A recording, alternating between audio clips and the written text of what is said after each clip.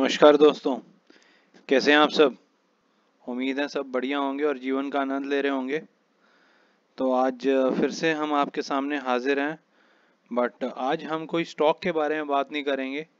But जो आप screen पर देख ही सकते हैं, हम बात कर रहे हैं जो आजकल एक बहुत हॉट टॉपिक बना हुआ है, जिसे हम जानते हैं रिसेशन नाम से।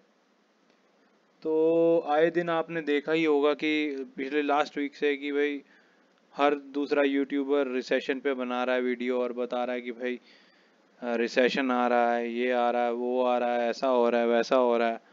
मीन्स लास्ट वीक क्रैश हुई थी मार्केट, डेफिनेटली कंसिस्टेंटली क्रैश हुई थी। बट उसका एक कंक्लूजन सब ज़्यादातर बड़े यूट्यूबर्स ने निकाला कि रिसेशन इज़ बैक। सो आज मैं इसी पे ही बात करना चाहता हूँ कि भाई वाकई में क्या रिसेशन है या एक एक इल्यूजन बनाया जा रहा है उस चीज़ का। So to be very true with you, मैं जो भी बात करूँगा बड़े ही फैक्ट्स पे करूँगा। आपको देखो, बहुत जितने वीडियोस बनाए होंगे सबने इकोनॉमिक्स तो पूरी पढ़ा दी होगी आपको, और हिस्ट्री भी पढ़ा दी होगी। सो मैं उस इकोनॉमिक्स थोड़ा सा ज़रूर बात करूँगा, बट मैं ज़्यादा उसके अंदर ना जाते हुए मैं एक प्रैक्टिकली बात करूँगा कि क्या हो रहा है आज की डेट में और क्यों ऐसी टर्म्स वापस आई। सबसे पहले जो हम आज की डेट में मिलेनियल्स हैं या फिर 90s के किड्स हैं, उन्होंने जो ये वर्ड रिसेशन सुना था, ये सुना था 2008 में। जी हाँ, आप सही समझ रहे हैं, 2008 में द ग्रेट रिसेशन जो यूएस में आया था, वो सबको पता ही होगा उसके बारे में कि वो क्या था, कैसे था। तो वो अगर मैं बताने बैठा तो वो थोड़ी लंबी कहानी हो जाएगी, बट ये समझ लियो उस टाइम पे लीमन ब्रदर्स नाम का एक बैंक था, यूएस का बहुत बड़ा बैंक था, वो डूब गया था। तो इस वजह से उस टाइम पे एक बहुत बड़ा रिसेशन आया था। सो यूएस गवर्नमेंट के पास एक्चुअली उस टाइम पे ऐसा ऑप्शन था कि या तो एक इंश्योरेंस कंपनी बचाएं या पूरा बैंक बचाएं। तो उस टाइम उन्होंने EIG नाम की इंश्योरेंस कंपनी है उसका साथ दिया था और उसको बचाया लीमन ब्रदर्स बैंक के। तो इस तरह से वहाँ पे रिसेशन आया था उस टाइम पे। और रिसेशन की वजह से देखिए, ग्रेट रिसेशन जिसे हम कहते हैं, अगर टेक्निकली रिसेशन की बात करें तो थियोरेटिकली या टेक्निकली इसे उसे कहा जाता है जब दो लगातार क्वार्टर्स में आपकी नेगेटिव ग्रोथ हो, कंट्री की नेगेटिव ग्रोथ देखी जाए। तो टेक्निकली या थ्योरेटिकली बात करें तो यस, रिसेशन के हम काफ़ी करीब हैं उस चीज़ के। बट द ग्रेट रिसेशन जो 2008 में था या 9 में था, हम उसके आसपास कहीं नहीं दिख रहे मेरे को। स्पेशली इन इंडिया मेरे को तो नहीं लगता कि ऐसा रिसेशन अभी है। हाँ, अगर ये बात 2020 में कही जाती कि भैया ग्रेट रिसेशन आ सकता है, तो मैं बिल्कुल मान सकता था, क्योंकि कोविड की वजह से सब कुछ हॉल्ट हो गया था, सब कुछ बंद हो गया था, पूरी इकोनॉमिक एक्टिविटी ज़ीरो हो गई थी। लॉकडाउन जो कि शायद लास्ट 100 ईयर्स में किसी ने नहीं सुना था, वो हुआ था। कंप्लीट लॉकडाउन हुआ था थ्रू आउट द वर्ल्ड। सो उस टाइम पे अगर बोला जाता कि भाई रिसेशन आया, आई वुड डेफिनेटली एग्री कि भाई recession, the great recession can come back. But आज की डेट में ऐसा मेरे को कोई कारण नहीं दिखता कि भाई उस टाइप का रिसेशन वापस आए। डेफिनेटली एक वॉर हो रही है यूक्रेन और रशिया के बीच में, but that is that is past. और उसका इम्पैक्ट है, डेफिनेटली है, लेकिन उसका इम्पैक्ट इतना है कि एनर्जी सेक्टर और मेटल के दाम इतने बढ़ गए हैं, तो उसका इन्फ्लेशन पे डेफिनेटली इम्पैक्ट आ रहा है। और इन्फ्लेशन की वजह से बाकी चीज़ों पे भी, डिमांड सप्लाई कर पे भी इम्पैक्ट आ रहा है। बट अगर हम बोलें कि भाई रिसेशन उस टाइप का वापस आ गया, तो मुझे नहीं लगता कि ऐसा है। बाकी हम थोड़ा प्रेजेंटेशन में देखते हैं कि क्या वाकई में ही टेक्निकली भी है क्या। तो देखिए, जिस जैसे रिसेशन की डेफिनेशन है कि सिग्निफिकेंट डिक्लाइन हो GDP में किसी भी कंट्री की, तो उसे रिसेशन माना जाता है। एज अ ग्राफ आप देख ही सकते हैं, और ये ज़्यादातर 6 महीने से 1.5 साल तक रहता है, जो कि 2008-9 में रहा था। ठीक है, और देखिए रिसेशन जब आता है तो अनएम्प्लॉयमेंट सीधे डायरेक्टली प्रोपोर्शनल होती है और सीधा सीधा बढ़ती है, जीडीपी गिरती है और अनएम्प्लॉयमेंट बढ़ती है। सो रिसेशन जैसे जैसे बढ़ेगा वैसे वैसे अनएम्प्लॉयमेंट बढ़ेगी और जीडीपी घटेगी। सो ये एक बहुत बड़ी चीज़ है जो मैं बात करने जा रहा हूँ। खैर पहले प्रेजेंटेशन पूरी हो जाए, फिर मैं अपना कंक्लूजन और रिजल्ट भी देना चाहूँगा। सो बाकी ये बिजनेस साइकिल है कि भाई किसी भी इंडस्ट्री में किसी भी पीरियड में क्या होता है, सबसे पहले एक्सपेंशन होता है, फिर बूम आता है, फिर रिसेशन आता है, फिर डिप्रेशन आता है, फिर एक्सपेंशन बूम रिसेशन, ये साइकिल चलती रहती है। ठीक है, डिप्रेशन मैं अभी एक्सप्लेन नहीं करना चाहूँगा, बट आप समझ सकते हैं कि रिसेशन का एक एग्रीवेटेड टर्म है डिप्रेशन। जब बहुत डीप रिसेशन आ जाए किसी भी कंट्री में तो डिप्रेशन होता है। तो आप कह सकते हैं 2008 में there was a great depression as well.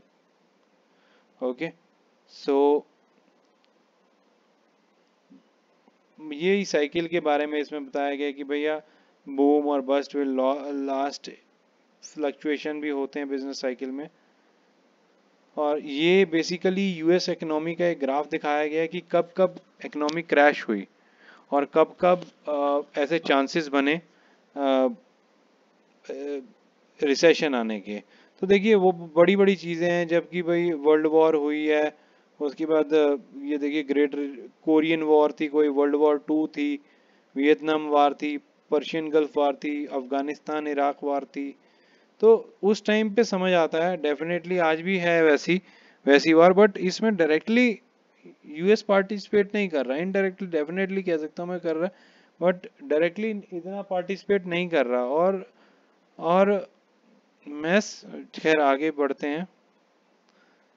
हाँ जी, ये ग्रेट रिसेशन 2008 की मैंने कुछ पॉइंट हाईलाइट किए हैं इसमें। Many large the world global recession since world war 2, मतलब 1940 से सबसे बड़ा रिसेशन था ये 2008 का। Many large and well-established investment and commercial banks in the United States and Europe suffered huge losses and bankruptcy। ये बहुत बड़ी बात है। देखिए यूरोप और यूनाइटेड स्टेट्स में बहुत बैंक डूब गए थे और बहुत बैंकरप्ट हुए थे, कईयों को बहुत लॉस हुआ था। तो इस वजह से रिसेशन आया था उस टाइम, ये बहुत बड़ा कारण था।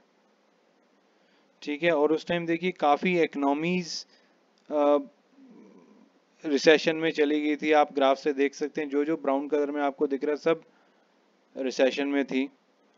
और अगर हम बात करें उस टाइम के सिनेरियो और आज टाइम के सिनेरियो में, स्पेशली यूएस के बारे में, तो देखिए करंट सिनेरियो में no bank failure in 2021, but उस टाइम पे 0.6% ऑफ बैंक्स वर फेल्ड, जिसमें लीमन ब्रदर्स एक वन ऑफ द बैंक था। इसमें unemployment rate today is 3.6%, at that time it was 9%। Okay, and economic GDP 1.4% वहाँ minus में चली गई थी। और इन्फ्लेशन जो मैं बात करूं, इन्फ्लेशन थोड़ा फैक्टर है जो मेरे को थोड़ा सा चिंतित करता है। 4.3% एस्टिमेट की गई 22 में और 2.7% एस्टिमेट की गई 23 में, बट उस टाइम इन्फ्लेशन 0.5% था। तो देखिए किसी के पास पैसा ही नहीं था तो इन्फ्लेशन कहाँ से होगा उस टाइम, ये भी बहुत बड़ी बात है।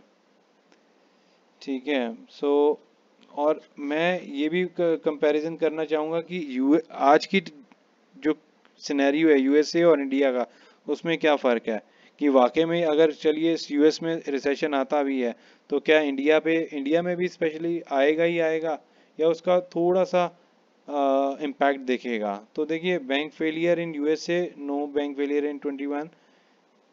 इंडिया में 2 स्मॉल बैंक हैं जो कि फाइनेंस बैंक रहते हैं, वो फेल हुए थे। अनएम्प्लॉयमेंट रेट 3.6%, अनएम्प्लॉयमेंट रेट 7.83%, ये एक बहुत बड़ा फैक्टर है।